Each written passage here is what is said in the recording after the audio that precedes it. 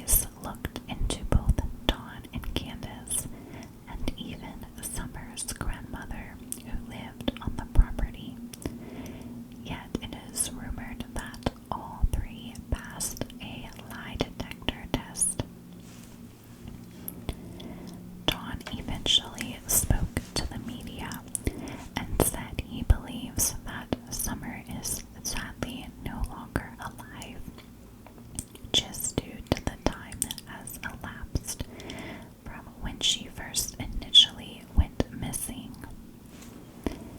Information on TBI's website claims that there has not even been any concrete evidence that Summer was abducted.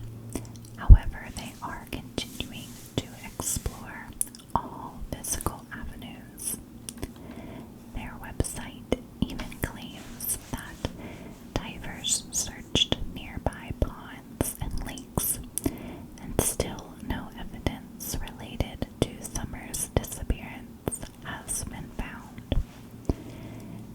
Now, sadly, even though no evidence for Summer's disappearance have been found, there have been a few very odd things that have come out of this case. Something, though, to think of is the police realistically could have a suspect in mind, and they just might not be alerting the public of this information since this case is still active and ongoing. So there's always that possibility that the police are playing their cards close to their chest, and I'm truly hoping that is what's going on in this case. But there's a few odd things, like I said. Several people have been very concerned for Summer and the fact that she was a 5-year-old girl with a very short, buzzed haircut when she went missing.